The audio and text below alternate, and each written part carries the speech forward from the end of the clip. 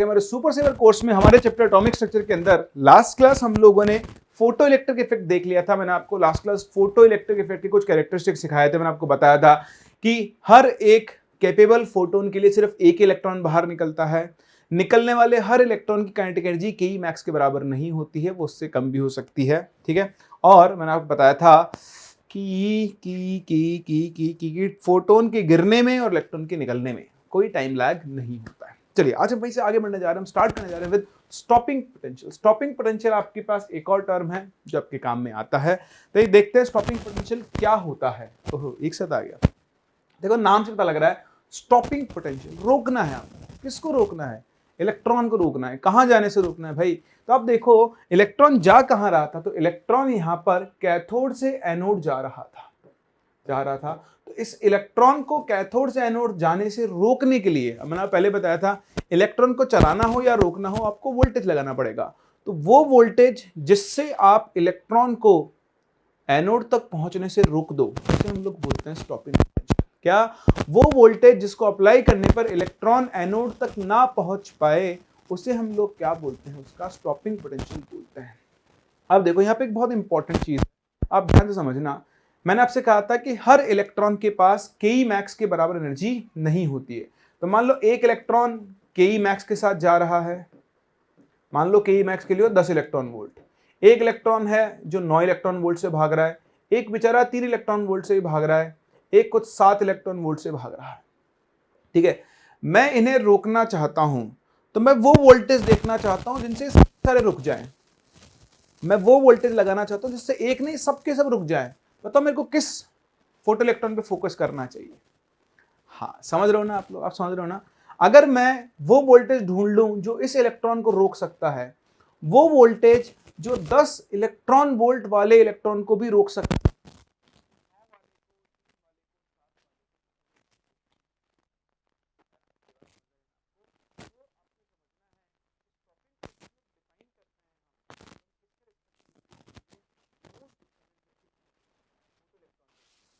अगर आपने सबसे हाई एनर्जी वाले फोटो इलेक्ट्रॉन को रोक लिया, तो आप उससे कम एनर्जी वाले किसी भी फोटो इलेक्ट्रॉन को रोक सकते हो। इसलिए इसकी डेफिनेशन पे फोकस करना।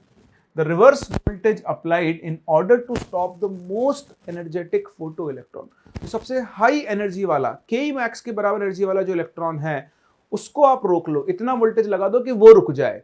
वो रुक गया तो बाकी सारे इलेक्ट्रॉन तो अपने आप ही रुक जाएंगे। ठीक है, तो बस यही होता है आपके पास स्टॉपिंग पोटेंशियल। आप ध्यान देना, इसमें आप वर्क एनर्जी थ्योरम लगाते हो जो आप फिजिक्स में पढ़ते हो। जब आप उसे पढ़ लोगे तो आप और अच्छे से लगा दोगे। हाल फिलहाल आप ध्यान रखें कि जो के मैक्स होता है, के मैक्स ये होता है EV0 के इक्वल। यहां पर V0 वही आपका स्टॉपिंग पोटेंशियल है। ठीक है, तो जो आप मोस्ट एनर्जेटिक फोटोन को रोकना चाहते हो, सॉरी फोटो इलेक्ट्रॉन को, तो इलेक्ट्रॉन जब बाहर निकलेगा तो उसके पास के मैक्स के बराबर एनर्जी होगी। आपने वोल्टेज लगाकर उसकी काइनेटिक एनर्जी को जीरो कर दिया, रोक दिया, तो change in kinetic energy work done के बराबर होता है। अभी आपने वर्क पर एनर्जी शायद नहीं पढ़ा होगा, इसीलिए मैं डिटेल्स में नहीं जा रहा हूं। आप सिंपली याद रख सकते हैं के मैक्स यहां पर किसके इक्वल होगा? EV0 के इक्वल होगा। अब देखो एक बार आप यहां पहुंच गए तो यूज करो फोटो इलेक्ट्रिक इक्वेशन। क्या यूज करोगे आप? Photo electric equation. तो जब आपका फोटो इलेक्ट्रिक इक्वेशन है वो क्या होता है? EI is equals to 5 plus K max. EI is equals to क्या बनेगा? 5 प्लस के मैक्स के बराबर बनेगा। तो आप के मैक्स यहाँ पे क्या लिख सकते हो? EV0। आप simply EI is equals to 5 plus EV0 भी लिख सकते हो। अब देखो, जब भी आपको स्टॉपिंग पोटेंशियल निकालना हो, place all values in electron volt, तो उससे क्या होगा? डायरेक्ट आपको वोल्टेज मिल जाएगा। वो भी मैं आपको न्यूमेरिकल के अंदर सिखाऊंगा। अभी तो आओ देखो इसका थोड़ा सा और ऑपरेशन करते हैं। आप लोगों को याद होगा जब हम ये इक्वेशन यूज करते थे तो EI को हम लिखते थे HNUI इज इक्वल्स टू 5 को हम लोग क्या लिखते थे? HNU0 प्लस के मैक्स लिखा था ना हम लोगों ने। और फिर हमने यहां पर एक ग्राफ प्लॉट किया था बिटवीन के मैक्स एंड इंसिडेंट लाइट की एनर्जी। याद है आपको? कुछ ऐसा ग्राफ मिला था जिसका इंटरसेप्ट जो है नेगेटिव था एच न्यू नॉट के बराबर, और इसकी जो स्लोप थी वो किसके बराबर है, एच के बराबर। ठीक है, अब आप ध्यान से देखें यहां पर इसी इक्वेशन को फिर से मैं चेंज करता हूं, ई आई की जगह मैं लिख सकता हूं एच न्यू आई, बताओ फाई की जगह मैं क्या लिख सकता हूं, H new naught plus E V not होगा। देखो ई से डिवाइड करो तो ये बन जाएगा h by e into nu I is equals to h by e into nu naught plus v naught. ध्यान देना दोनों लगे, ये न्यू नॉट है और ये वी नॉट है। अब आप देखो यहां पर फिर से वी नॉट जो है स्टॉपिंग पोटेंशियल वो किस पर डिपेंड करेगा, इंसिडेंट लाइट की फ्रीक्वेंसी पर। तो आप देखो v naught is equals to आप क्या लिख सकते हो, h by e into nu I minus h by e into nu naught. ये याद रखने का कुछ भी नहीं है। अब आप देखो फिर से आप एक ग्राफ प्लॉट कर सकते हो। इस बार जो आपका ग्राफ है वो बनेगा स्टॉपिंग पोटेंशियल वी नॉट और इंसिडेंट लाइट की फ्रीक्वेंसी न्यू आई के बीच में। तो देखो ग्राफ का नेचर अब भी सेम है, नेगेटिव इंटरसेप्ट है, लेकिन इस बार इसकी जो स्लोप है, स्लोप वो किसके इक्वल है, एच बाई ई के इक्वल है। तो कई बार ऐसे छोटे छोटे क्वेश्चन पूछ लेते हैं कि बताओ के मैक्स और न्यू आई के बीच का ग्राफ, स्टॉपिंग पोटेंशियल और न्यू आई के बीच का ग्राफ अगर आप बनाएंगे तो उनकी स्लोप के रेशियो से आपको क्या मिलेगा। तो देखो इसकी स्लोप है एच और इसकी स्लोप है h by, h upon h by e से आपको क्या मिल जाएगा, इलेक्ट्रॉन का चार्ज मिल जाएगा। खैर इस पर रटने की जरूरत नहीं है, आप ग्राफ पहचाने, ग्राफ का इंटरसेप्ट स्लोप कैलकुलेट करनी है। सही है, तो बस यही आपका stopping potential. Most energetic photon को रोकने के लिए, मोस्ट एनर्जेटिक फोटोन को रोकने के लिए आपको जो पोटेंशियल लगाना पड़ता है, जो एनर्जी लगानी पड़ती है, उसे हम लोग क्या बोलते हैं, स्टॉपिंग पोटेंशियल। बराबर बात समझ में आ गई ना। चलिए अब आपको बात समझ में आ गई है तो हम थोड़ा सा आगे चलते हैं। मैं इसको न्यूमेरिकली यूज करके दिखाता हूँ। जो मैंने ये स्टेटमेंट लिखा कि place all values in electron volt, वो मैं आपको बताता हूँ, है ना। चले आगे, चलिए देखें ये क्वेश्चन आपके लिए। Light of wavelength 400 nm is incident on a metal surface with work function 2.3 electron volt. ठीक है, आपने लाइट गिराई है तो इंसिडेंट लाइट की एनर्जी निकाल लो। 400 nm है ना, तो hc अपॉन लेमडा, hc की वैल्यू कितनी हो गई, 1240 electron volt into nm upon 400 nm। nm से nm गया 0, ये आ गया 3.1 इलेक्ट्रॉन वोल्ट। तो ये है इंसिडेंट लाइट की एनर्जी। ठीक है, आपको दिया हुआ है वर्क फंक्शन फाई की वैल्यू कितनी है, 2.3 इलेक्ट्रॉन वोल्ट। तो इंसिडेंट लाइट की एनर्जी है, ये वर्क फंक्शन है। बताओ ई आई इज इक्वल्स टू क्या होता है, हाँ ई आई इज इक्वल्स टू होता है फाई प्लस के मैक्स होता है। बट यहाँ आपको स्टॉपिंग पोटेंशियल निकालना है तो हमने भी सीखा के मैक्स की जगह आप लोग क्या लिख सकते हो, यस ई वी नॉट। अब ध्यान से देखना, मैंने आपसे क्या कहा था, सारी वैल्यूज इलेक्ट्रॉन वोल्ट में रखोगे तो आपको आंसर बहुत जल्दी मिलेगा। कैसे, इंसिडेंट लाइट की एनर्जी कितनी है, 3.1 इलेक्ट्रॉन वोल्ट, फाई की वैल्यू कितनी है, 2.3 इलेक्ट्रॉन वोल्ट, प्लस आपको स्टॉपिंग पोटेंशियल निकालना। तो देखो ई कैंसिल, यहां से आप स्टॉपिंग पोटेंशियल निकाल लो, 3.1 minus 2.3 is 0.8 electron volt. Sorry electron volt लिख दिया, गलती से भावना में बह गया वोल्ट।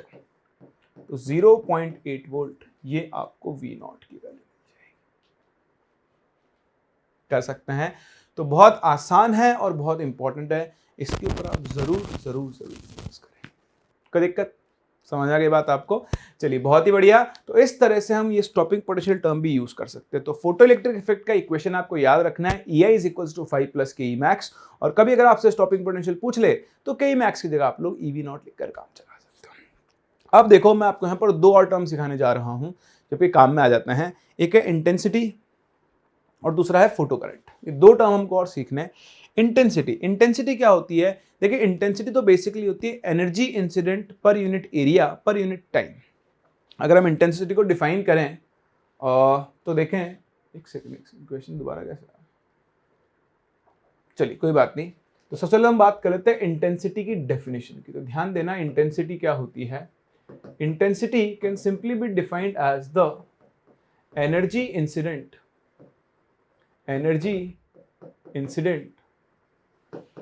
पर unit area per unit time. Unit area में यूनिट टाइम पे जितनी एनर्जी आके गिरेगी उसे हम लोग क्या बोलते हैं, उसकी इंटेंसिटी बोलते हैं। तो देखो इंटेंसिटी का एक बहुत ही सिंपल सा फॉर्मूला है, that is energy incident upon पर unit area per unit time. अब देखो इंसिडेंट एनर्जी जो होती है वो किस पे डिपेंड करती है, n इंटू एच न्यू। मान लो n फोटोन्स आके गिरे अपॉन एरिया इंटू टाइम। तो आप यहां से देख सकते हो कि इंटेंसिटी दो चीजों पर डिपेंड कर रही है, n पर और न्यू पर। मतलब इंसिडेंट लाइट की फ्रीक्वेंसी बदलोगे तो भी उसकी इंटेंसिटी बदलेगी, नंबर ऑफ फोटॉन्स बदलोगे तो भी इंटेंसिटी क्या होगी, बदलेगी। तो ध्यान रखना, हम जब केमिस्ट्री में इंटेंसिटी की बात करते हैं तो in chemistry when we discuss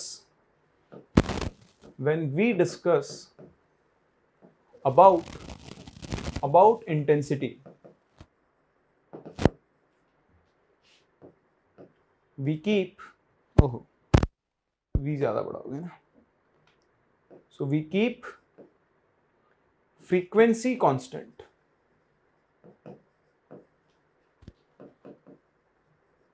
and change only number of incident photons। Physics में तो क्या होता है, हम फ्रीक्वेंसी और नंबर ऑफ फोटोन दोनों को चेंज करते हैं। केमिस्ट्री में जनरली मैंने आपसे बोला इंटेंसिटी मैंने बढ़ा दी, हमने नंबर ऑफ फोटोन्स बढ़ा दिए, मैंने इंटेंसिटी डबल कर दी, तो जो नंबर ऑफ इंसिडेंट फोटोन्स क्या होंगे वो डबल हो जाएंगे। तो यहां से हम सिंपली बोल सकते हैं कि intensity is simply directly proportional to number of photons incident।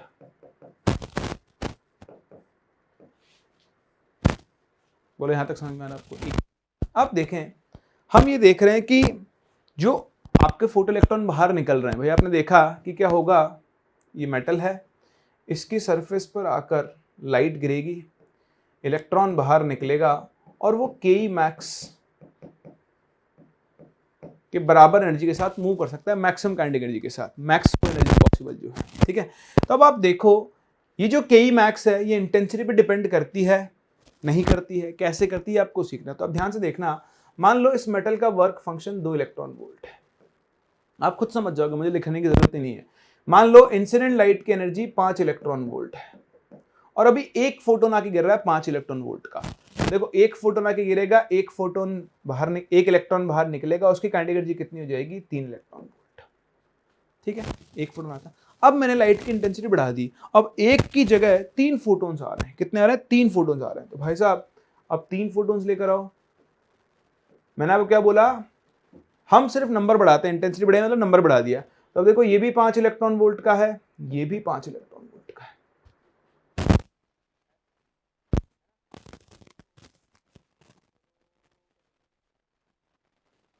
लेते हैं यहीं पे डिस्कस। तो ये 5 इलेक्ट्रॉन वोल्ट, ये भी 5 इलेक्ट्रॉन वोल्ट, ये भी 5 इलेक्ट्रॉन वोल्ट, अब 3 इलेक्ट्रॉन निकलेंगे। बताओ जो 3 इलेक्ट्रॉन निकलेंगे उन तीनों की काइनेटिक एनर्जी कितनी होगी, अगर कोई लॉस नहीं है तो देखो इसकी भी 3 इलेक्ट्रॉन वोल्ट ही होगी और इसकी भी 3 इलेक्ट्रॉन वोल्ट ही होगी ना। That means number of photons बढ़ने से यानी इंटेंसिटी बढ़ने से काइनेटिक एनर्जी पर कोई फर्क नहीं पड़ रहा है। तो आप सिंपली बोल सकते हो कि के max is independent of intensity of light. Obviously incident light की एनर्जी बढ़ाओगे तो बढ़ेगा, वो हम पहले देख चुके हैं, लीनियरली बढ़ता है, ठीक है। यहां आप देखें के max is independent of intensity of light. भाई देखो अगर आप इंसिडेंट लाइट की एनर्जी ही बढ़ा रहे हो तो वो ग्राफ तो हम पहले ही पढ़ चुके हैं ना, हम अब क्यों दिमाग लगाएंगे उसमें, ये रहा ऐसा ग्राफ था, E is equals to K max, तो इसकी तो जरूरत ही नहीं है। अब हम नंबर ऑफ फोटॉन्स बढ़ाते हैं, तो नंबर ऑफ फोटॉन्स बढ़ाने पर के मैक्स चेंज नहीं होती है। यानी अगर आप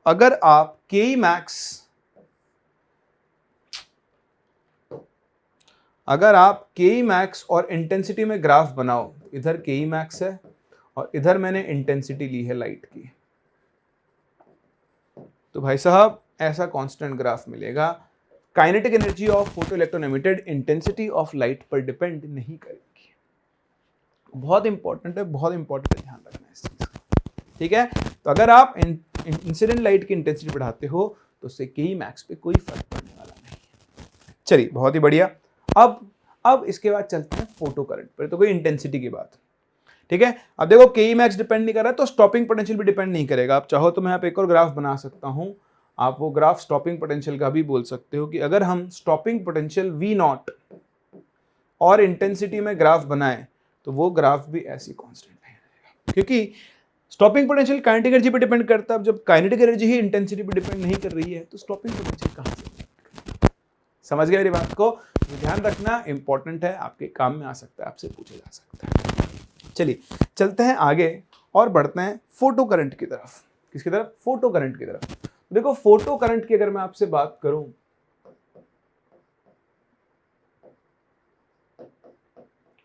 तो आप सभी जानते हो फोटो करंट करंट ही तो है। तो करंट क्या होता है? करंट इज चार्ज पास्ड और एमिटेड पर यूनिट टाइम। आई की वैल्यू क्या होती है? सिंपली Q अपॉन टी होती है। तो वो कई बार फोटो करंट कैलकुलेट करना पड़ सकता है, बहुत आसान है, बहुत आसान। देखो मैंने आपको क्या सिखाया था, जैसा कि हमने भी सीखा कि as we know for each capable photon only one photo electron is emitted. So if n photons, obviously capable है सारे, are incident, then देखो सबसे पहले तो number of photo electrons emitted, number of photo electrons emitted कितने होंगे? वो होंगे n। बताओ चार्ज एमिटेड कितना होगा? तो हो जाएगा n into E, number of electrons into her electron का चार्ज। ई के लिए आप जानते हो 1.6 × 10⁻19 कूलम्स है। तो आई का जो फॉर्मूला बनेगा वो बन गया Q upon t, that is N upon t into E.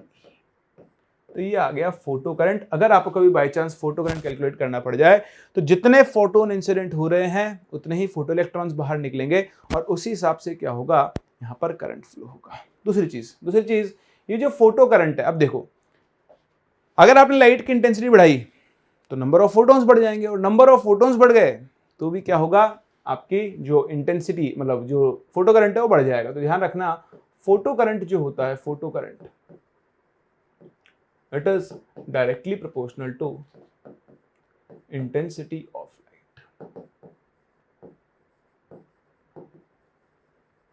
Light की इंटेंसिटी जितनी ज्यादा होगी फोटो करंट भी क्या होगा, उतना ही ज्यादा। एक बार आप इसे कॉपी करें फिर मैं आपको इस पर क्वेश्चन करवाता हूं।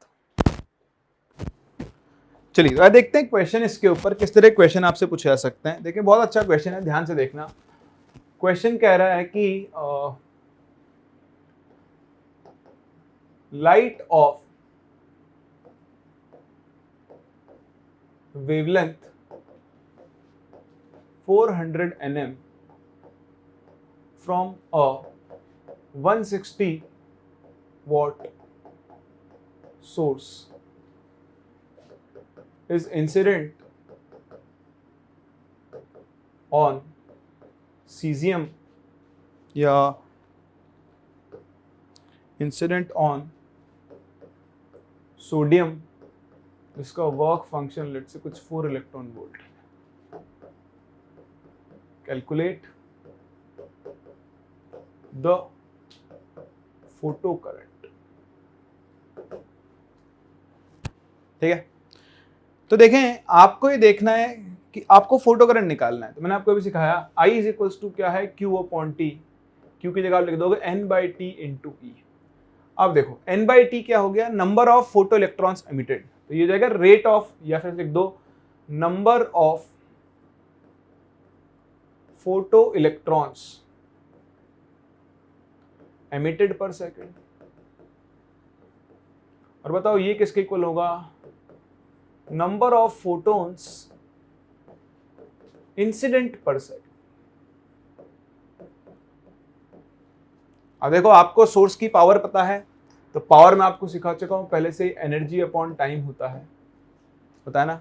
तो जो आपका सोर्स है उसकी एनर्जी हो गई n into h c upon lambda, और अपॉन टाइम, तो ध्यान से देखें पावर की वैल्यू आपको दी है 160 watt is equals to n by t into h c की वैल्यू कितनी हो गई, वही 1240 अपॉन 400 इलेक्ट्रॉन वोल्ट में।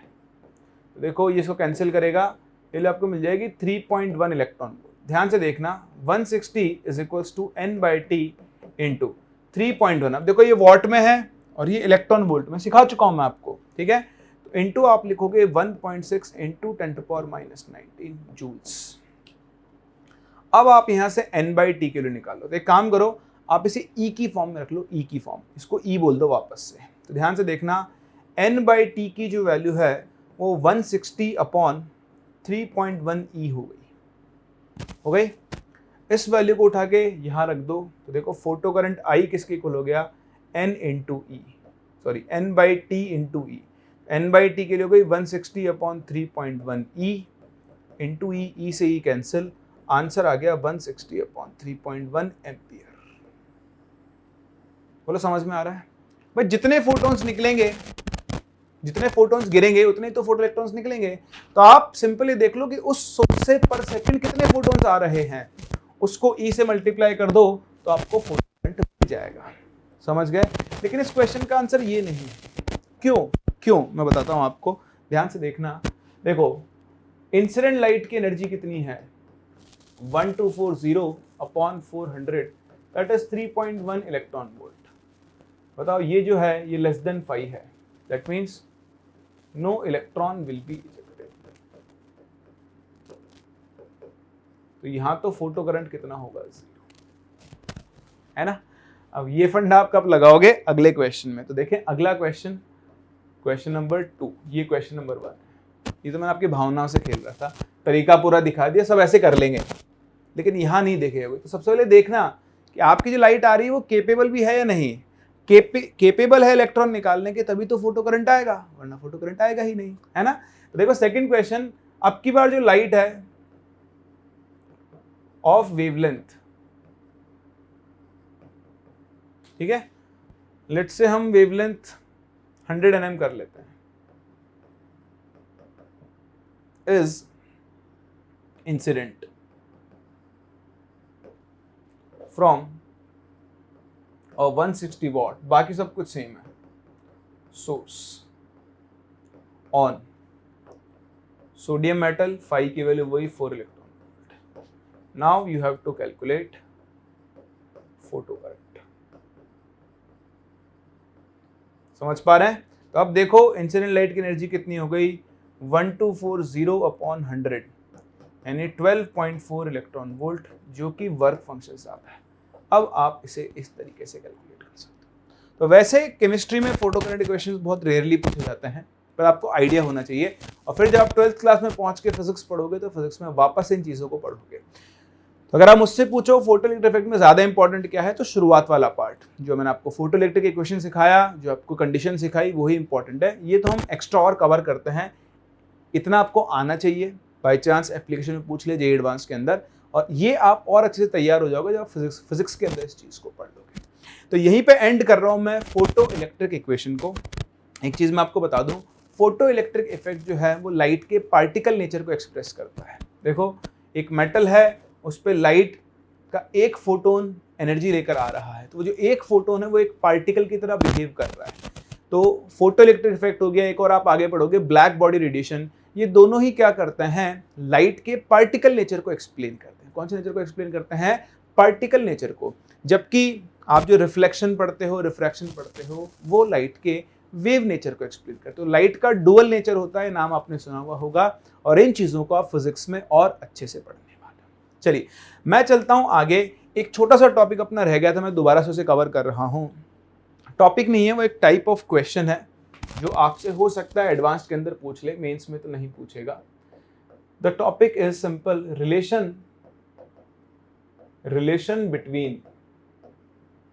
रिलेशन बिटवीन एरर और uncertainty in position and de Broglie wavelength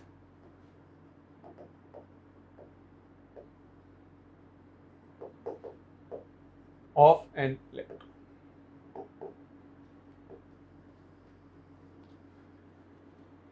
ये अगर आपने देखा हुआ नहीं है तो आप इसको रिलेट नहीं कर पाओगे, और एक बहुत सिंपल सा फॉर्मूला बनेगा, अगर आप याद रख सको तो रख लेना। देखिए मैं रिलेट करना चाहता हूं डेल्टा एक्स जो कि क्या है, अपनी error in position, and delta lambda वो क्या है, वो है error in de Broglie wavelength।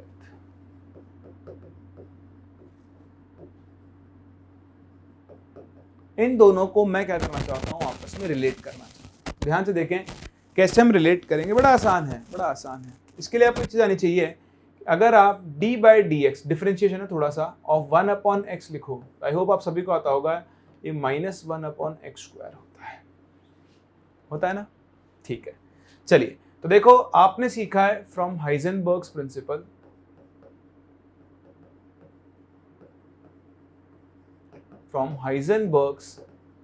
Principal, अगर हम बात करें तो देखो आपने सीखा है delta x into delta P जो होता है वो मिनिमम h/4π के इक्वल होगा, मिनिमम है, या फिर उससे ज्यादा होगा तब हम मिनिमम पे खेल रहे हैं।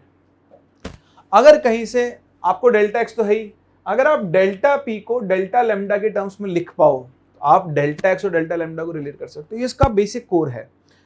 हाँ, जे एडवांस में से नई सिचुएशन देकर आपसे पूछा जा सकता है, इसलिए मैं आपको ये टॉपिक कवर करवा रहा हूँ। बहुत ध्यान से समझना, बहुत इंपॉर्टेंट है, आसान है। अभी आप लोगों के लिए डिफरेंशिएशन थोड़ा डिफिकल्ट होता है, आगे चल के और आसान हो जाएगा, आप खुद भी रिलेट कर पाओ। ठीक है, अब आप देखो आपने सीखा de Broglie कंसेप्ट से या de Broglie कंसेप्ट से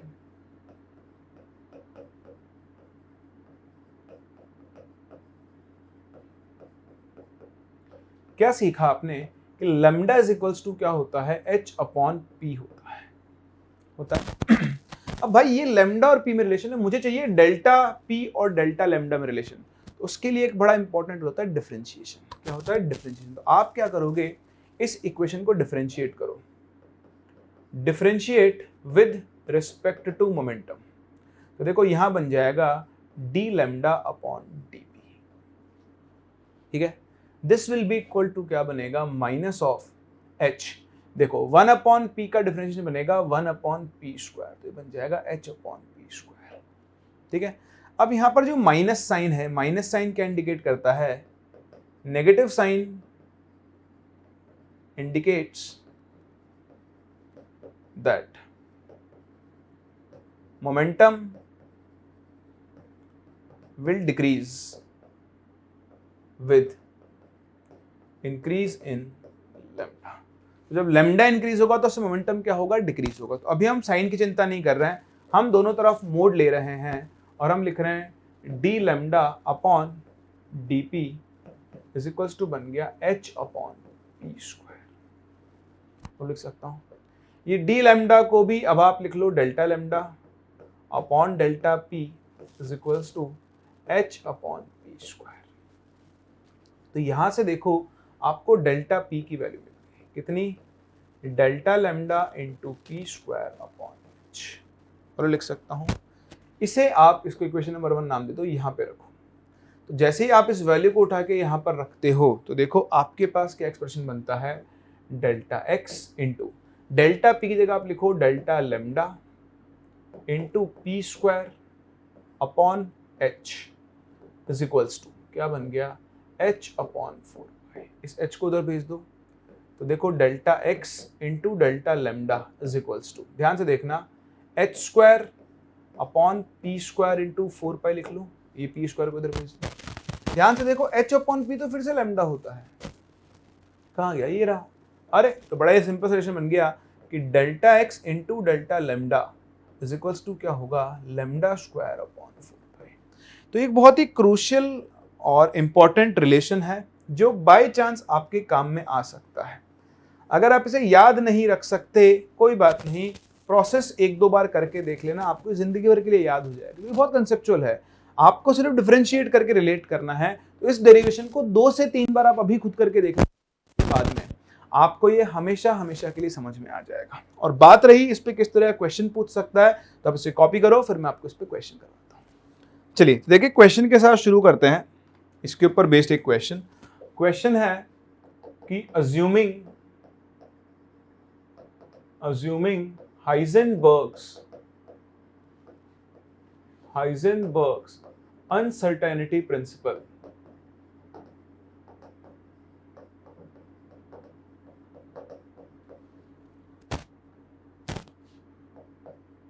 to be true, what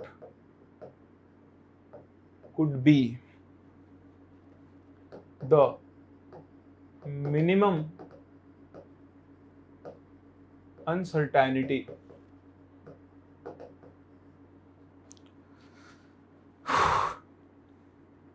in de Broglie wavelength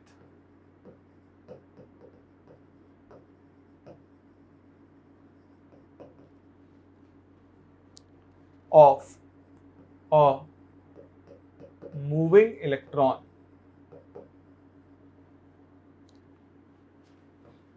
accelerated by a potential difference of 6 volt, whose uncertainty in position is 7/22 nanometers।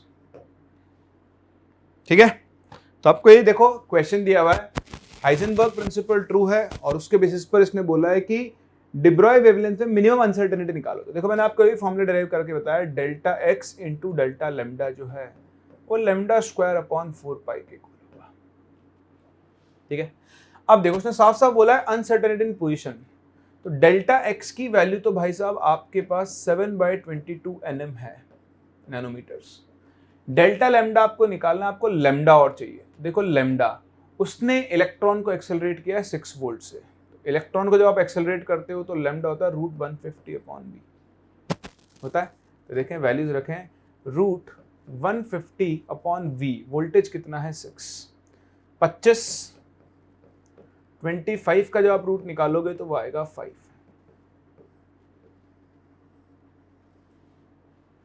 बोलो कर सकते हैं। तो लेमडा की वैल्यू कितनी आ गई है, 5 एंगस्ट्रॉम आ गई है। बस लेमडा आ गया, डेल्टा लेमडा निकालना है, रखो वैल्यू।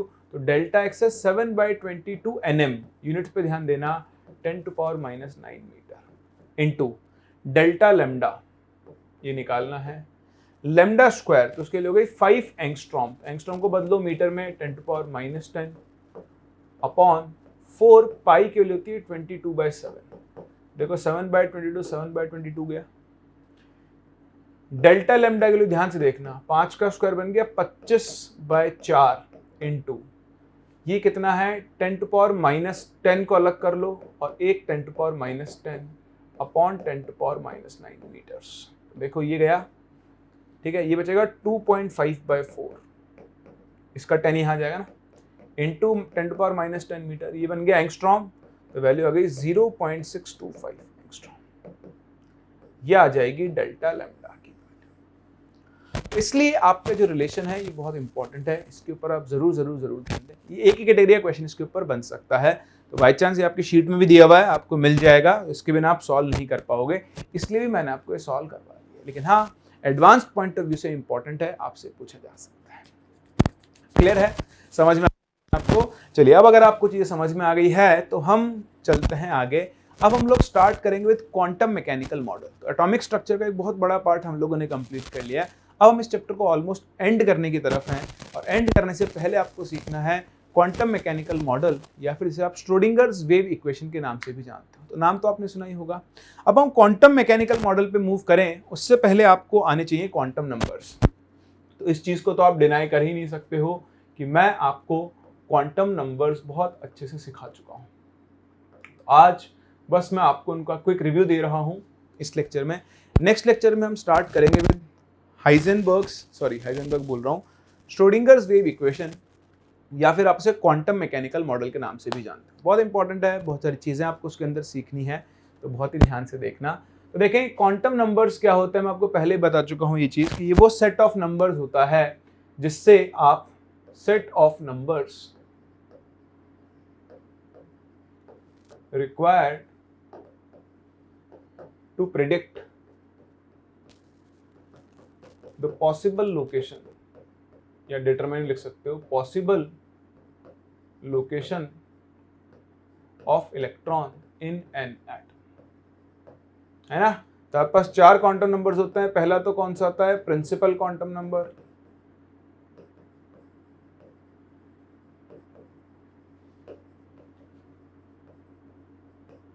ठीक है। प्रिंसिपल क्वांटम नंबर आपको किसके बारे में बताता है, शेल के बारे में, shell and energy, shell and size and energy, ठीक है, शेल के बारे में बताता है। दूसरा ये किसको डिनोट करता है, size and energy of shell को,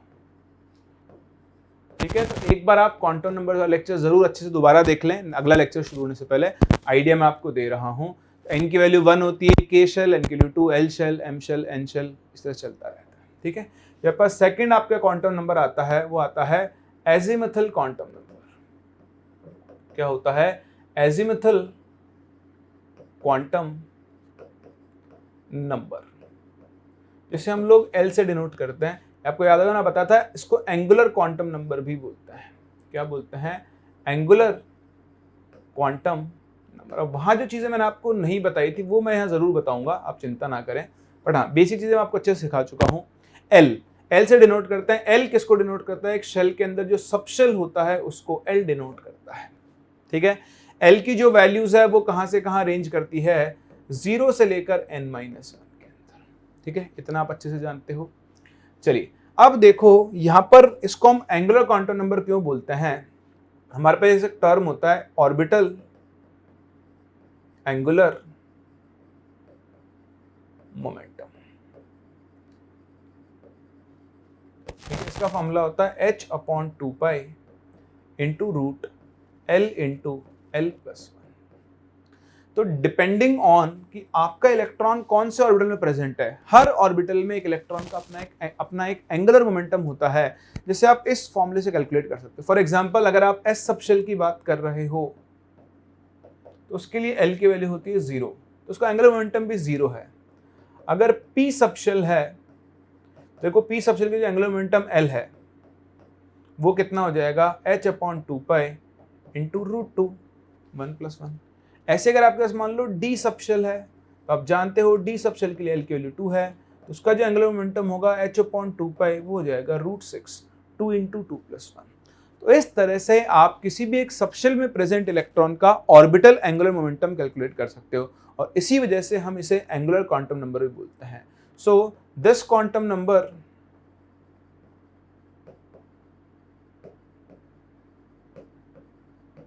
is also known as what, angular quantum number, as the orbital angular momentum can be calculated from it।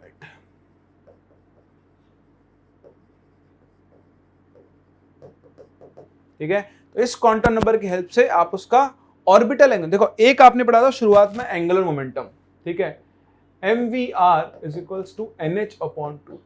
ध्यान देना ये इसका एंगुलर मोमेंटम एक शेल में था,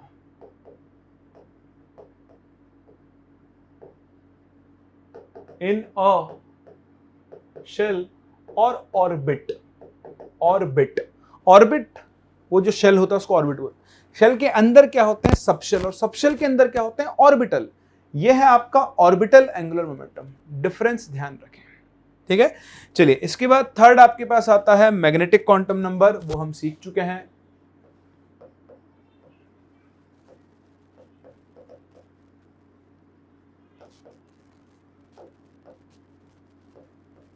जिसे हम स्मॉल m से डिनोट करते हैं, और ये क्या दिखाता है, ये आपको दिखाता है ओरिएंटेशन ऑफ इलेक्ट्रॉन क्लाउड।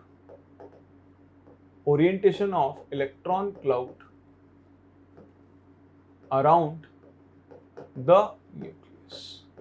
तो ये आप देख चुके अच्छे से, पी सबशेल था, तो पी सबशेल के लिए 3 ओरिएंटेशन आते हैं, px, py और p।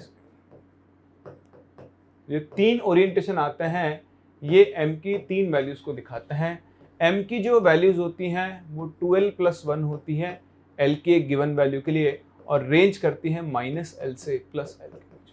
For example p subshell के लिए l की वैल्यू 1 आती है, तो देखो m की टोटल 2 × 1+1 3 वैल्यूज आएंगी, और ये 3 वैल्यूज हैं ये -1 से +1 तक वेरी करती है।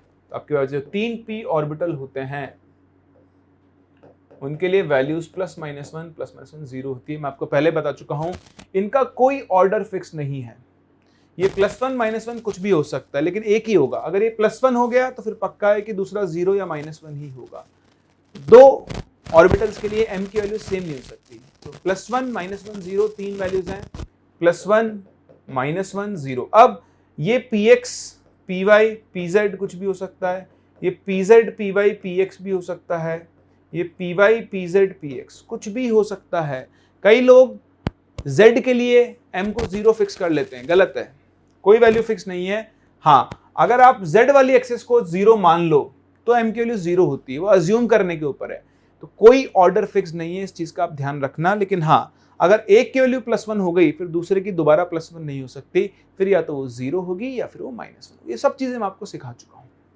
चलिए, चौथा अपना जो क्वांटम नंबर आता है, 4th, वो होता है स्पिन क्वांटम नंबर।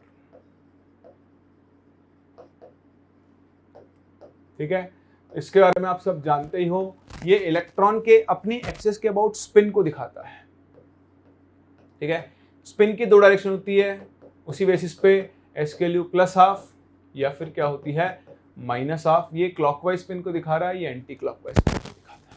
सब अब देखो यहाँ पर एक और फॉर्मूला होता है, उसे हम बोलते हैं स्पिन ऑनली एंगुलर मोमेंटम। 3 तरह के एंगुलर मोमेंटम होते हैं, इनका आप ध्यान रखना। इसका फॉर्मूला होता है h/2π × √mod(s) × mod(s+). यहाँ पे s स्पिन है, हाँ फिक्स्ड है, mod(s) की वैल्यू ½ आएगी, तो ये फिक्स्ड वैल्यू है, कोई दिक्कत नहीं। क्या आएगी, h/2π × √½ × ½ +1, तो 3/4 ये बन जाएगा h/2π × √3/4। तो 4 का रूट 2 होता है, तो आप इसे √3h/4π भी लिख सकते हो। याद रखने की जरूरत नहीं है, लेकिन हाँ 3 तरह के एंगुलर मोमेंटम है आपके पास। एक ऑर्बिट एंगुलर मोमेंटम जो शेल में मोशन की वजह से या मूवमेंट की वजह से होता है। दूसरा है ऑर्बिटल एंगुलर मोमेंटम जो ऑर्बिटल में इलेक्ट्रॉन के मूवमेंट की वजह से होता है। और तीसरा क्या है आपके पास, स्पिन ऑनली एंगुलर मोमेंटम जो सिर्फ इलेक्ट्रॉन के अपनी एक्सिस में स्पिन की वजह से होता है ना, अपनी एक्सिस के अराउंड जो घूमता रहता है उसकी वजह से जो एंगुलर मोमेंटम होता है उसे हम बोलते हैं स्पिन ऑनली। हाँ, इसमें मैं ज़्यादा हेल्प नहीं कर सकता, ये तीनों फॉर्म हैं, आपको ध्यान रखने पड़ेंगे, आपको डिफरेंशिएट करना आना चाहिए। ठीक है, चलिए इसके बाद इलेक्ट्रॉनिक कॉन्फ़िगरेशन लिखना, ये सारी चीज़ें मैं आपको बहुत अच्छे से सिखा चुका हूँ, है ना। हम लोग ये सारी चीज़ें क्या कर चुके हैं, पहले ही देख चुके हैं, इसलिए अब हमें इनके अंदर ज़्यादा कूदने की ज़रूरत नहीं है। जो नेक्स्ट चीज़ आपको आनी चाहिए वो आनी चाहिए एक एटम के लिए उसका कॉन्फ़िगरेशन लिखकर क्वांटम नंबर्स की वैल्यूज़ निकालना। तो ये भी मैं आपको आइडिया दे चुका हूँ कि अगर हम कॉन्फ़िगरेशन लिखते हैं तो वो NSX टाइप होता है। ठीक है, या S की जगह मैं NL यूज़ कर रहा हूँ वर्ड, क्योंकि ये ऑर्बिटल को दिखा देता है। N जो है वो प्रिंसिपल क्वांटम नंबर है, L आपको सबशेल बताता है, और X उसके अंदर नंबर ऑफ इलेक्ट्रॉन्स। मैंने आपसे बोला 3p2, इसका मतलब N की वैल्यू 3 है। ये सबशेल को बताता है P के लिए L की वैल्यू 1 है, और उसके अंदर क्या है, 2 इलेक्ट्रॉन्स हैं। अब आप इन इलेक्ट्रॉन्स के लिए क्वांटम नंबर्स की पॉसिबल वैल्यूज निकाल सकते हो। जैसे मैं आपसे बोलूं कि क्वेश्चन है मेरे पास कि calculate the possible values of all the 4 quantum numbers for let's say 14th electron of chlorine. तो क्लोरीन का जो 14th इलेक्ट्रॉन है उसके लिए आपको क्वांटम नंबर्स की पॉसिबल वैल्यूज निकालनी। चलिए क्लोरीन का इलेक्ट्रॉनिक कॉन्फिगरेशन लिखे हैं, तो क्लोरीन का इलेक्ट्रॉनिक कॉन्फिगरेशन होता है 1s2 2s2 2p6 3s2 3p5। ठीक है, तो देखो 2 2 4 6 और 4 10 और 2 12, आपको 14 इलेक्ट्रॉन चाहिए, तो यहां तक 12 इलेक्ट्रॉन फिल हो चुके हैं, तो 3p, तो 3p में ही आपका 14 इलेक्ट्रॉन आएगा, तो 13th 14th। अब देखो ये आपका 14th इलेक्ट्रॉन है। देखो इस 14th इलेक्ट्रॉन के लिए n की वैल्यू तो कितनी है 3, दिख रहा है, बताओ l की वैल्यू कितनी है, l की वैल्यू 1 है, 3 और p में। अब m की वैल्यू, तो मैंने आपसे क्या कहा, p ऑर्बिटल है, m की वैल्यू -1 भी हो सकती है, 0 भी हो सकती है, +1, तीनों में से कुछ भी हो सकती है, मुझे नहीं पता, मैं इसको फिक्स नहीं कर सकता हूं। आप बोल रहे हैं 0, ओ भाई कैसे पता, नहीं पता, ऑप्शन से चेक करना पड़ेगा आपको, ऑप्शन में देगा आपको सॉर्ट आउट करने के लिए, मैं क्वेश्चन कराऊंगा आपको, देखना। और फिर आप स्पिन क्वांटम नंबर के लिए देखो, यहां पर हम ±½ कुछ भी हो सकती है। आप बोलोगे सर ये तो अपवर्ड लिखा हुआ है, +½ ही होना चाहिए, हाँ, लेकिन ऐसा जरूरी नहीं है कि मैं इलेक्ट्रॉन को हमेशा अपवर्ड ही भरूं, मैं इलेक्ट्रॉन्स को ऐसे भी भर सकता हूं। अब आपका ना, मैंने वहां क्यों नहीं कराया सब, क्योंकि वहां आप नहीं समझ पाते, अब आपका थोड़ा सा एटीट्यूड डेवलप हो चुका है, तो जरूरी नहीं है कि आप इलेक्ट्रॉन, हमने क्या कहा था, एक अनपेड इलेक्ट्रॉन आना चाहिए, तो वो ऐसे भी आ सकता है, ऐसे भी आ सकता है, क्या दिक्कत है। तो स्पिन क्वांटम नंबर के लिए +½ -½ दोनों हो सकती है, समझ रहे हो आप मेरी बात को। तो ये रही भाई साहब पॉसिबल वैल्यूज, है ना। चलो एक आपके लिए, all possible values of all quantum numbers for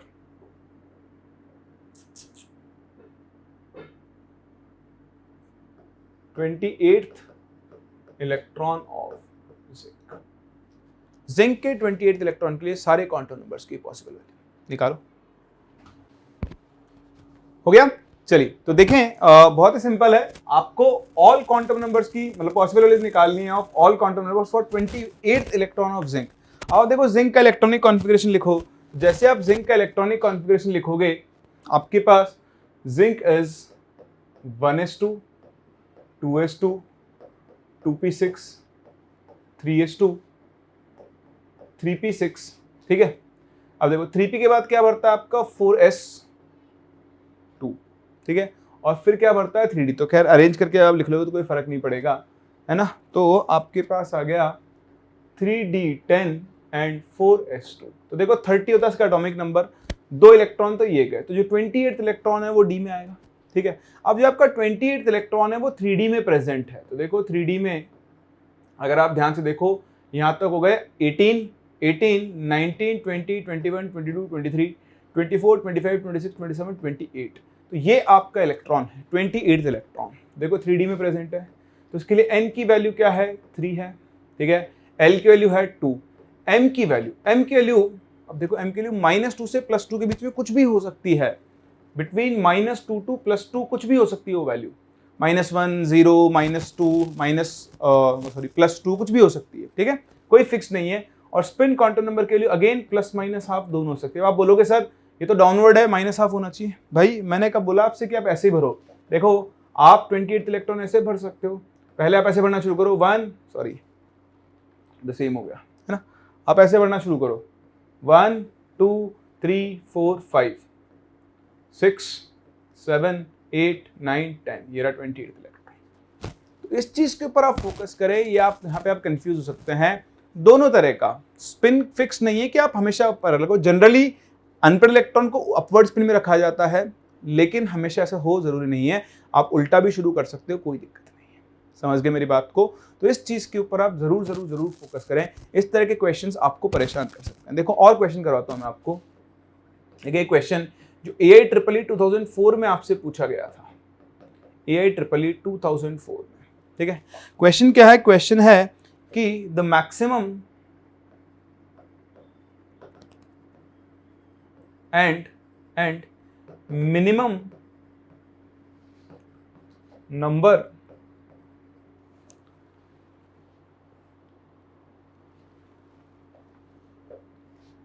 of electrons with L is equals to 1, नहीं मैक्सिमम नहीं, सॉरी सिंपलिस्ट ने इतना सा पूछा है कि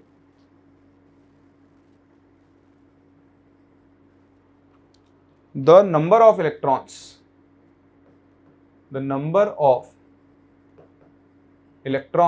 with L equal to 1 and L equal to 2 in chromium. तो क्रोमियम में ऐसे कितने इलेक्ट्रॉन हैं जिनके लिए L की वैल्यू 1 है और L की वैल्यू 2 है। अब देखो L की वैल्यू 1 मतलब आप p सबशेल की बात करो, L की वैल्यू 2 मतलब आप d की बात करो। क्रोमियम का इलेक्ट्रॉनिक कॉन्फ़िगरेशन वैसे होता है 3d5 4s1, लेकिन आपको पूरा लिखना पड़ेगा, ठीक है। क्यों? क्योंकि p 2p भी होगा 3p भी होगा। तो आप लिखो, देखो क्या बनेगा 1s2 2s2 2p6 3s2 3p6 3d5 and 4s1। तो देखो ये रहा 2p 3p 6 और 6 12 और 3d में कितने हैं 5, 12 एंड 5 आपके इस क्वेश्चन का आपको आंसर मिल जाएगा। सही है, चलिए बहुत ही बढ़िया। और देखो और क्वेश्चन अगर मैं आपको करवाऊं इसके ऊपर बेस्ड, ओलंपिक के बहुत अलग अलग से टाइप ऑफ क्वेश्चंस बनते हैं जो आपसे पूछे जा सकते हैं।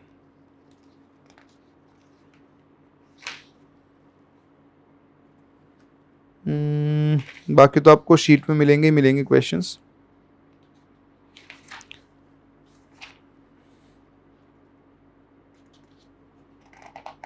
यहाँ तो मेरे पास नहीं है, ठीक है। चलिए एक और क्वेश्चन हम यहाँ पे फॉर्म करके करते हैं। ये भी एक टाइप ऑफ क्वेश्चन है, मुझे एग्जैक्टली याद नहीं आ रहा एक्चुअली वो। क्वेश्चन है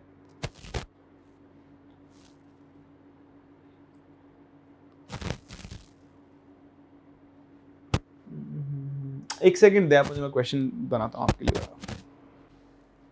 चलिए देखिए, जैसे क्वेश्चन आपके पास कि the maximum number of electrons, the maximum number of electrons in Fe which can have mode m is equals to 1, ठीक है। तो आपको मोड m की वैल्यू 1 आनी चाहिए। Fe के अंदर आपको मैक्सिमम नंबर ऑफ इलेक्ट्रॉन्स निकालना है। तो ध्यान से देखें, अगर मैं आपसे Fe के इलेक्ट्रॉनिक कॉन्फ़िगरेशन की बात करूं, Fe का इलेक्ट्रॉनिक कॉन्फ़िगरेशन होता है 3d6 4s2। ये सब हम बेसिक्स के अंदर सीख चुके हैं। तो 26 इसका एटॉमिक नंबर है, पूरा आपको खोल के लिखना पड़ेगा। तो 1s2 2s2 2p6 3s2 3p6 3d6 4s2। अब आपको चाहिए mode of m is equals to 1। इसका मतलब यहां पर आपको m की दोनों वैल्यू चलेंगी +-1 चलेगी। तो आप सभी जानते हैं, देखिए फॉर s ऑर्बिटल, अगर आपके पास s ऑर्बिटल है तो उसके लिए m की वैल्यू 0 होती है। तो s ऑर्बिटल को तो आपको काउंट ही नहीं करना, ठीक है। p ऑर्बिटल में m की वैल्यू +1 0 -1 3, तो 2 आपको काउंट करने पड़ेंगे, एक ये वाला एक ये वाला।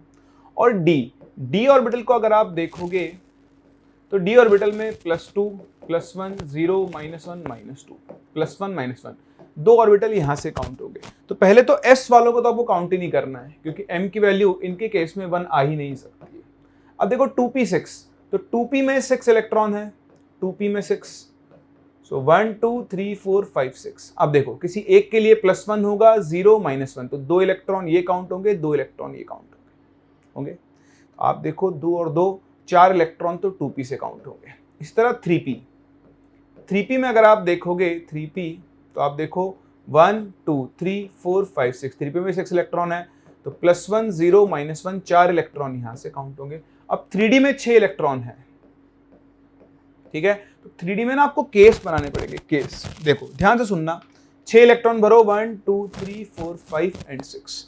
अब देखो अगर ये +2 है, ये +1 है, ये 0 है, ये -1 है, -2 है, ठीक है। तो उस केस में एक इलेक्ट्रॉन ये काउंट होता और एक इलेक्ट्रॉन ये काउंट होता, तब तो 2 इलेक्ट्रॉन काउंट हो जाते हैं, ठीक है। लेकिन मैंने आपसे क्या कहा था, ये वैल्यूज फिक्स नहीं होती है। मैं तो ऐसा बोलूं कि नहीं भाई साहब, ये जो 2 इलेक्ट्रॉन है, ये जो 2 इलेक्ट्रॉन है, जो दोनों इलेक्ट्रॉन प्रेजेंट है, ये +1 वाले में प्रेजेंट है या -1 वाले प्रेजेंट, इसके लिए +1 या -1 कुछ भी हो सकता है, बाकी के लिए +2 0 -2 ये हो सकता है, ठीक है। तो आप देखो प्लस माइनस वन, और मान लो इसके लिए प्लस वन है तो ऑब्वियसली इसके लिए माइनस वन होगा।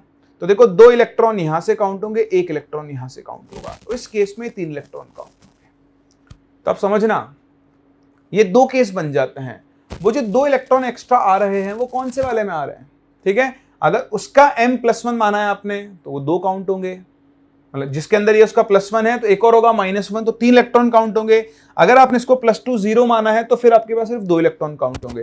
तो आपको बताने मैक्सिमम, तो अगर आप यहाँ पे वो मैक्सिमम नंबर ऑफ इलेक्ट्रॉन देखना चाहते हो, 4 4 8 और 3 11 इलेक्ट्रॉन आएंगे यहां से, और अगर यही मिनिमम देखते तो आंसर होता आपका 10 इलेक्ट्रॉन। फिर उस केस में आप ये वाला काउंट करते हैं। समझ में आया ना मैं क्या बोलना चाह रहा हूं? मैं बोलना चाह रहा हूं कि आपने जो पेयर्ड इलेक्ट्रॉन माना है, जैसे 3d6 में 2 इलेक्ट्रॉन है, अब ये 2 इलेक्ट्रॉन है, मान लो ये उस ऑर्बिटल में प्रेजेंट है जिसका m+2 है, तो आप इनको काउंट ही नहीं करोगे, फिर तो आप 1 इलेक्ट्रॉन यहां से और 1 इलेक्ट्रॉन यहां से काउंट करोगे, तो 2 इलेक्ट्रॉन आ गए।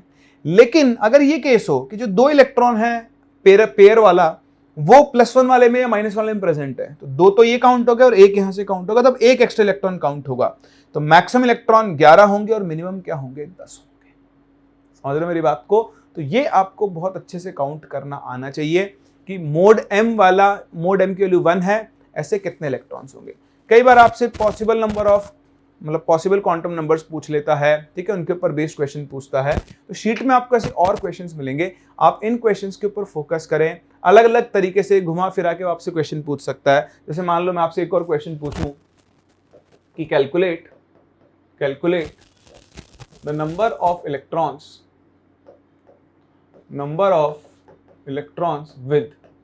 with L is equals to 1, M is equals to, या mode m is equals to 2 and S is equals to +12 in zinc.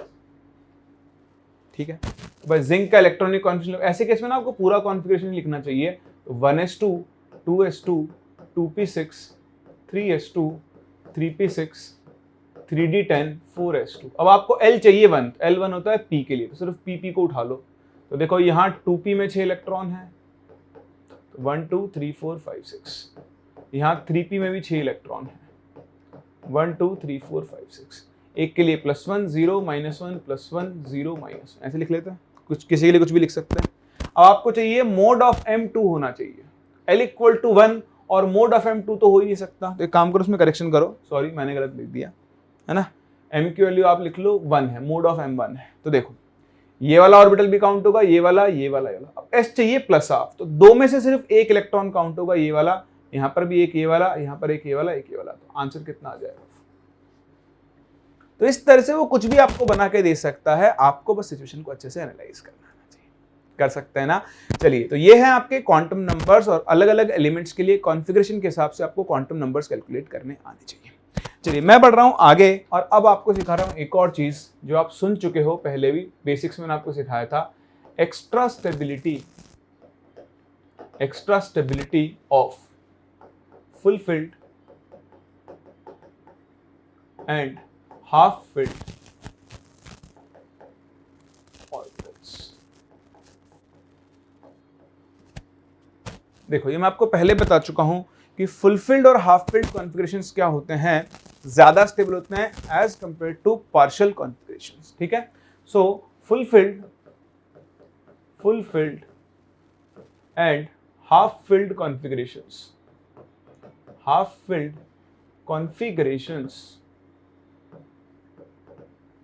are relatively more stable as compared to partially filled configurations. Partially filled configurations due to, देखो पहला point तो होता है symmetrical distribution of charge. तो जो भी half filled full field है उसमें इलेक्ट्रॉन्स का सिमेट्रिकल डिस्ट्रीब्यूशन होता है इन 3 डायमेंशनल स्पेस। ठीक है, इवन डिस्ट्रीब्यूशन होगा चार्ज का। और दूसरी सबसे इंपॉर्टेंट चीज, हायर एग्रीगेट, इसे आप एग्रीगेट बोल सकते हो या फिर ओवरऑल भी बोल सकते हो, वैल्यू ऑफ एक्सचेंज एनर्जी। देखो ये टर्म आपके लिए नया है, एक्सचेंज एनर्जी। ये एक्सचेंज एनर्जी क्या है? ऐसा माना जाता है कि सेम स्पिन के इलेक्ट्रॉन्स क्या करते हैं ऑर्बिटल्स के अंदर, अगर वो सेम एनर्जी के ऑर्बिटल्स में भरे गए हैं, सेम स्पिन के इलेक्ट्रॉन्स, तो अपनी पोजीशंस को क्या कर सकते हैं? एक्सचेंज कर सकते हैं। और इस एक्सचेंज से वो क्या करते हैं? कुछ एनर्जी लूज करते हैं और सिस्टम क्या होता है? उसकी एनर्जी डाउन होती है, सिस्टम कहां पर जाता है? स्टेबिलिटी की तरफ जाता है। So what is exchange energy? Exchange energy is the amount of energy released noise pollution कम कर लेते हैं। released when क्या होता है? when an electron exchange its position with another electron of same spin। तो सेम स्पिन के दूसरे इलेक्ट्रॉन के साथ क्या करता है? वो अपनी एनर्जी को एक्सचेंज कर लेता है। ठीक है, तो ये जो एनर्जी रिलीज होती है due to this exchange,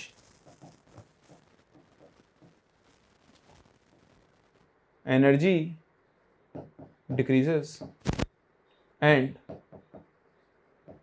stability increases। इस तरह का जो एक्सचेंज होता है, तो जितने ज्यादा एक्सचेंज होंगे उतनी ज्यादा, हर एक एक्सचेंज पे एक्सचेंज एनर्जी रिलीज होगी, तो जितने ज्यादा एक्सचेंज बनेंगे, जितने ज्यादा एक्सचेंज होंगे उतनी ज्यादा एनर्जी रिलीज होगी और आपका सिस्टम जो है वो उतना ज्यादा स्टेबल होगा। देखो जैसे इसको मैं आपको समझाता हूँ, ये आपका ध्यान रखना है। ठीक है, एक इलेक्ट्रॉन ने एक बार एक्सचेंज किया, एक ने 3 बार एक्सचेंज किया, तो उसने 3 बार एक्सचेंज किया, उसने सिस्टम की एनर्जी को और डिक्रीज कर दिया है। इस वजह से वहां पर जो एक्सचेंज एनर्जी रिलीज होगी वो ज्यादा होगी और स्टेबिलिटी कॉन्फ़िगरेशन की क्या होती है? ज्यादा होती है। जैसे देखें, अगर मैं आपसे बात करूं लेट्स से पी ऑर्बिटल्स के लिए, तो पी ऑर्बिटल्स के केस में जैसे मैं भरना शुरू करता हूं, मेरे पास P1 कॉन्फ़िगरेशन है, फिर आप देखें यहां पर P2 कॉन्फ़िगरेशन है, ऐसे ही यहां पर आपका P3 कॉन्फ़िगरेशन होगा। तो P2 कॉन्फ़िगरेशन में 2 अनपेड इलेक्ट्रॉन आएंगे, P3 कॉन्फ़िगरेशन में क्या आ जाएंगे? 3 अनपेड इलेक्ट्रॉन आ जाएंगे, like this P1 P2 P3। अब आप देखो ये अकेला इलेक्ट्रॉन है, ये अपनी पोजीशन किसी से एक्सचेंज नहीं कर सकता, तो यहां पर no exchange is possible, no exchange is possible. अब देखो ये इलेक्ट्रॉन क्या कर सकता है? ये इलेक्ट्रॉन इस इलेक्ट्रॉन के साथ अपनी पोजीशन को एक्सचेंज कर सकता है, तो यहां पर एक एक्सचेंज पेयर बनेगा, 1 एक्सचेंज पेयर दिखाई दे रहा है आपको। यहां देखो, अब यहां पर आप देखोगे तो ये वाला इलेक्ट्रॉन इससे अपनी पोजीशन एक्सचेंज कर सकता है, इससे भी कर सकता है, और ये वाला इससे भी अपनी पोजीशन क्या कर सकता है? एक्सचेंज कर सकता है। तो यहां पर देखो 1 2 और 3, यहां पर टोटल क्या बनेंगे? 3 एक्सचेंज पेयर्स बनेंगे। क्या बनेंगे? यहां पर आपके 3 एक्सचेंज पेयर्स फॉर्म हो गए। तो ये कितने एक्सचेंज पेयर्स फॉर्म हो रहे हैं, ये आपके सेम स्पिन के इलेक्ट्रॉन्स पर डिपेंड करता है। तो यहां देखो कोई एक्सचेंज एनर्जी नहीं होगी, यहां पर एक पेयर के लिए मान लो एनर्जी रिलीज होती है E। ठीक है, तो यहां पर अगर आप एक्सचेंज एनर्जी की बात करो तो एक्सचेंज एनर्जी यहां पर कितनी होगी? -E रिलीज हो, इसलिए माइनस साइन लगा रहा हूं। एक पेयर है, यहां कितने पेयर है? 3 है, तो यहां कितनी रिलीज होगी? -3, क्योंकि यहां पर सबसे ज्यादा एनर्जी रिलीज है, तो this is the more stable configuration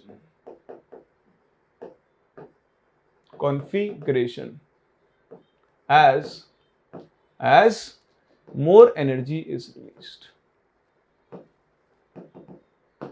इसलिए हम बोलते हैं कि हाफ फिल्ड कॉन्फ़िगरेशन जो है वो जनरली क्या होते हैं? Fulfilled configuration, sorry partially field configuration से ज्यादा स्टेबल है। कॉपी करो, फिर और इलेक्ट्रॉन्स यहां पे भरना शुरू करते हैं। चलिए अब देखें, अगर यहां पर हम और इलेक्ट्रॉन्स भरना शुरू करें, एग्जांपल देखें, जैसे मान लो P4 कॉन्फ़िगरेशन है, तो 1 2 3 और 4। अब देखो आपने इलेक्ट्रॉन्स की पेयरिंग शुरू कर दी, तो यहां पर एक और टर्म आ जाता है जिसे हम बोलते हैं पेयरिंग एनर्जी। क्या बोलते हैं? Pairing energy, P।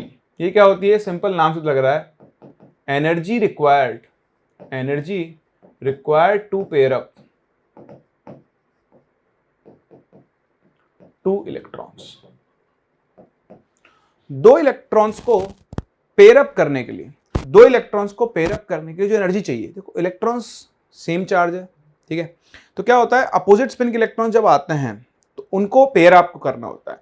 तो एक्चुअली क्या होता है जब अपोजिट स्पिन के इलेक्ट्रॉन्स आते हैं तो वैसे सिस्टम की स्टेबिलिटी को बढ़ाते हैं, बट स्टिल क्योंकि दोनों सेम चार्ज है एक साथ लाने के लिए आपको कुछ ना कुछ एनर्जी खर्च करनी पड़ती है, वो आपको देनी नहीं पड़ती, वो अपने आप एडजस्ट कर लेता है उसको।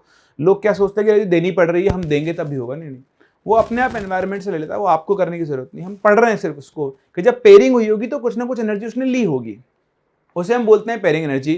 तो हर एक पेयर के लिए लेट्स से पी एनर्जी क्या होती है, आती है ना, पी एनर्जी को ये एब्जॉर्ब करता है, यूटिलाइज करता है। अब आप देखना यहां पर हम काउंट करते हैं नंबर ऑफ एक्सचेंज पेयर्स। ध्यान देना ये इलेक्ट्रॉन इसके साथ एक्सचेंज करेगा, ये इसके साथ एक्सचेंज करेगा और ये इसके साथ एक्सचेंज करेगा, ये किसी के साथ भी एक्सचेंज नहीं करेगा क्योंकि स्पिन सेम नहीं है। एक्सचेंज सिर्फ सेम स्पिन के साथ हो सकता है। तो यहां देखो एनर्जी रिलीज कितनी होगी -3e, लेकिन साथ में एक पेयर बन रहा है तो +p। अब आप देखो अगर आप इसे कंपेयर करो P4 को और आप इसे कंपेयर करो P3 को, तो अब भी एक्सचेंज एनर्जी यहां ज्यादा रिलीज हो रही है। तो P3 जो है वो P2 P1 दोनों से भी ज्यादा स्टेबल होगा और P4 से भी क्या होगा, ज्यादा स्टेबल होगा। समझ पा रहे हैं आप मेरी बात को? ऐसे ही देखें मैं चलता हूं P5 पर। तब हम P5 को P3 से कंपेयर नहीं करेंगे क्योंकि अब यहां पर डिफरेंस ज्यादा आ गया है, ठीक है, नंबर ऑफ इलेक्ट्रॉन्स यहां ज्यादा आ गए हैं। तो आप देखो ये 5 इलेक्ट्रॉन्स है यहाँ पे, ये है आपका P5 कॉन्फ़िगरेशन, और इसी तरह यहां पर P6 को देख लेते हैं। तो 1 2 3 4 5 एंड 6। चलो एक्सचेंज पेयर्स काउंट करते हैं। तो देखो ये सेम स्पिन का, ये इससे एक्सचेंज, देखो ये वाला इससे एक्सचेंज कर सकता है, ये वाला इससे भी एक्सचेंज कर सकता है और ये वाला इससे एक्सचेंज कर सकता है। 3 पेयर तो ये हो गए, और ये 2 अपोजिट स्पिन वाले हैं, मतलब उल्टे स्पिन वाले, तो ये दोनों भी आपस में एक्सचेंज कर सकते हैं। तो यहां पर टोटल 4 एक्सचेंज पेयर बनेंगे। कितने बनेंगे? 4 एक्सचेंज पेयर्स। बताओ एनर्जी रिलीज कितनी होगी? -4e प्लस 2 यहां पर नॉर्मल पेयर बन रहा है, ठीक है। ऐसे आप देखो इसके अंदर ये इससे एक्सचेंज कर सकता है, इससे एक्सचेंज कर सकता है, ये फिर से इससे एक्सचेंज कर सकता है, 3 पेयर तो यहां से बनेंगे। इसी तरह ये इससे एक्सचेंज कर सकता है, ये इससे भी एक्सचेंज कर सकता है और ये आपस में एक्सचेंज कर, 3 यहां से, तो यहां टोटल 6 एक्सचेंज पेयर बनेंगे। तो देखो यहां एनर्जी रिलीज कितनी होगी? -6e प्लस 3 पेयर बनाने के लिए 3 पेयर एनर्जी देनी पड़ेगी। ओवरऑल जब हम देखते हैं तो यहां पर overall released energy is higher, इसीलिए आपका जो फुलफिल्ड कॉन्फ़िगरेशन होता है वो पार्शियली फिल्ड कॉन्फ़िगरेशन से क्या होता है, ज्यादा स्टेबल। तो बहुत सिंपल सी बात है, इसे आप ध्यान रखना। जितने ज्यादा एक्सचेंज होंगे सिस्टम की एनर्जी उतनी ही कम होती जाएगी, और सिस्टम की एनर्जी जितनी कम होती जाएगी उसकी स्टेबिलिटी बढ़ती जाएगी। इसीलिए हाफ फिल्ड और फुल फिल्ड कॉन्फ़िगरेशंस क्या होते हैं, रिलेटिवली ज्यादा स्टेबल होते हैं। और आपने इसे पीरियडिक में सीखा भी है कि जब इलेक्ट्रॉन निकलने की बारी आती है तो इन ऑर्बिटल से इलेक्ट्रॉन निकालने में आपको मेहनत क्या करनी पड़ती है, ज्यादा करनी पड़ती है, ठीक है। अच्छा, कई बार आपको देखो यहाँ आप नंबर ऑफ एक्सचेंज पेयर निकाल रहे हो, तो मैं आपको यहाँ पे नंबर ऑफ एक्सचेंज पेयर्स का एक फॉर्मूला लिखवाता हूँ। यहाँ मेरे पास जगह नहीं है इसलिए मैं अगले पेज पे लिख रहा हूँ, वापस यहाँ पे आके डिस्कस कर लेंगे। तो नंबर ऑफ एक्सचेंज पेयर्स है ना, टोटल एक्सचेंज पेयर, फॉर्मूला बनता है a into a-1/2 plus b into b-1/2। यहाँ पर a क्या है? a are the number of electrons with one type of spin, कोई सा ले लो, क्लॉकवाइज या एंटी क्लॉकवाइज, और B with other type of spin। जैसे आपने भी देखा कि जब P6 कॉन्फ़िगरेशन था उसमें 6 एक्सचेंज पेयर बने। तो देखो यहां अगर आप एक्सचेंज पेयर्स निकालना चाहते हो तो A पहले प्लस हाफ वाले, तो प्लस हाफ वाले 1 2 3 है, तो 3 इंटू 3-1/2 प्लस दूसरे वाले भी 3 है, 3-1/2। देखो total 6 exchange pairs.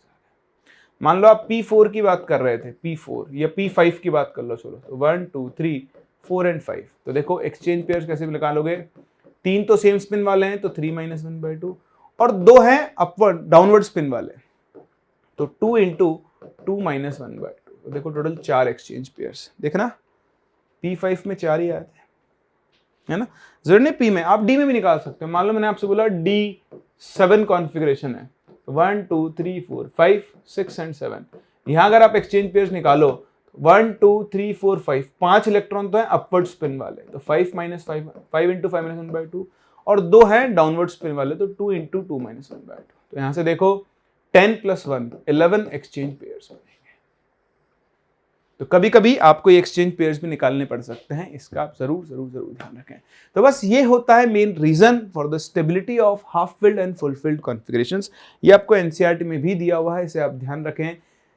Same spin के इलेक्ट्रॉन्स के बीच में एक्सचेंज होता है, जिसकी वजह से सिस्टम की एनर्जी डाउन होती है। तो जितने ज्यादा एक्सचेंज पेयर्स बनेंगे, जितने ज्यादा एक्सचेंज पेयर्स बनेंगे, उतनी ही ज्यादा एनर्जी रिलीज होगी, और जितनी ज्यादा एनर्जी रिलीज होगी सिस्टम उतना ही ज्यादा स्टेबल होता जाएगा। इसीलिए हमेशा हाफ फिल्ड और full filled configurations partially field configuration से ज्यादा स्टेबल होते हैं।